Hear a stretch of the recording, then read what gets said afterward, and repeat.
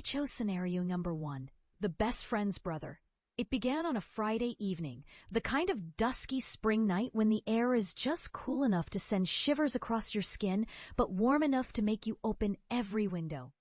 We were at the lake house, my best friend Clara, her kids, and for the first time in years, her older brother Daniel.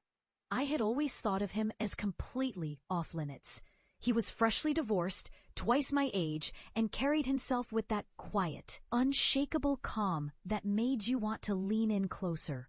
And yet, when Clara took the children into town, leaving the two of us alone, one accidental touch in the kitchen became a lingering gaze, and that dangerous connection neither of us wanted to name.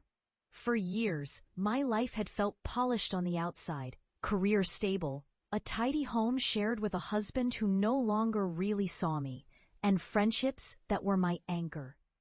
I loved my work, loved my quiet evening routines, and told myself that marriage was about steady companionship, not wild passion. Clara's family had been part of my world since college. We spent birthdays, holidays, lazy Sundays together, and I treasured the simplicity of that constancy. To me, Daniel had been just background, Clara's elusive, world-traveled brother who showed up for Christmas every few years. Until this weekend. The inciting incident was not something loud or dramatic, but rather a slow leak that had already caved in my marriage long before.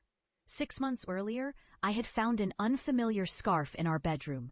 The scent on it, a woman's perfume I did not wear, deep and floral with a faint note of vanilla. My husband claimed it was probably from the cleaners, but my instinct knew better. That night, lying alone afterward, my mind replayed 100 small absences. The way he had stopped touching my hair, stopped asking about my day, stopped noticing when I wore something new.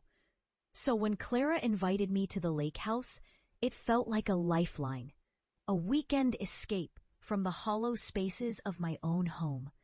The first hours there passed easily enough, but my heart was still heavy.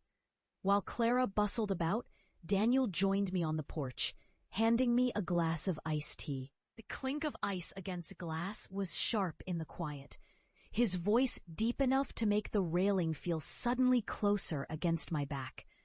In those moments, the metallic tang of my own tears from months past seemed to fade. And yet I was still fractured inside. Heartbreak, jealousy, a quiet rage I had never let myself name. Every step alone in my empty house had before been a drumbeat, a hollow echo in the air, thickened by the smell of old coffee and dust.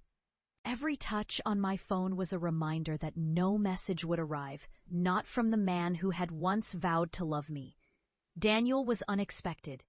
He said little at first, just small talk about how Clara's kids had grown, about his travels, about the way the lake always smelled like pine and wet stone at night. But I caught him watching me when I thought I was invisible. Something in his gaze was steady and searching, as though he saw the cracks I hid under smiles. That night, after dinner, the house was warm with the glow of amber lamplight and the soft hum of Clara's playlist looping through the speakers. She decided to take the kids into town for ice cream. I stayed, Daniel stayed. We found ourselves side by side at the kitchen counter, slicing limes for tomorrow's drinks. His hand brushed mine, not the fleeting kind, but enough to make the air between us shift. I could feel my pulse in my neck, heavy and rhythmic. If this confession has you holding your breath, hit like and share, because you will not believe what happens next. When Clara's car pulled out of the driveway, the quiet was immediate. Daniel leaned against the counter, and I noticed a faint shadow of stubble on his jaw. The way he smelled faintly of cedar and something crisp, maybe his cologne. We talked about music first, then about the way we both felt that life had not turned out as expected.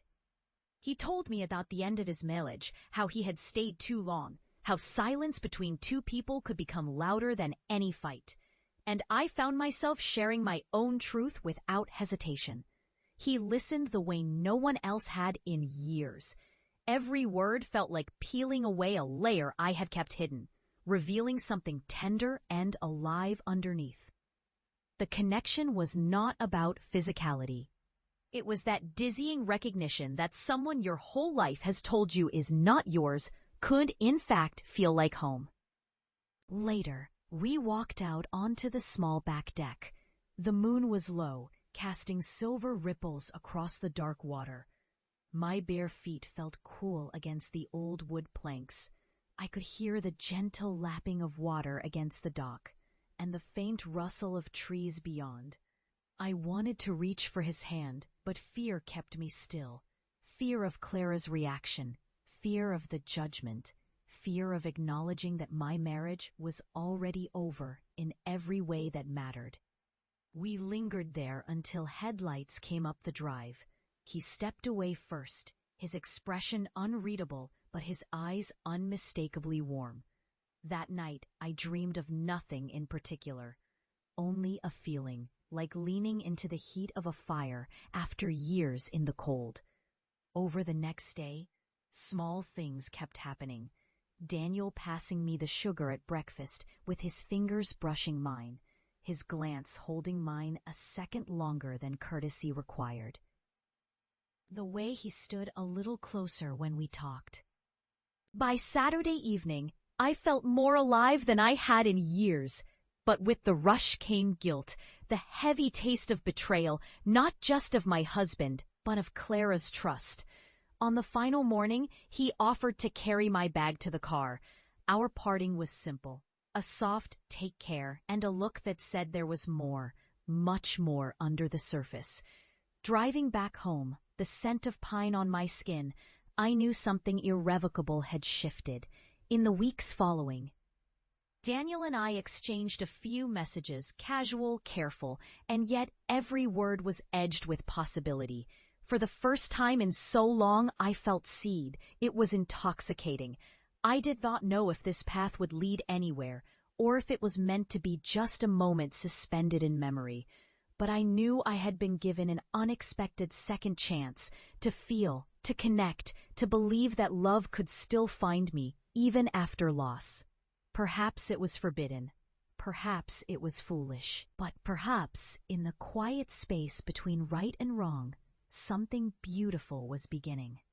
If you crave more raw emotional confessions, please like, share, and subscribe. Your next chapter awaits.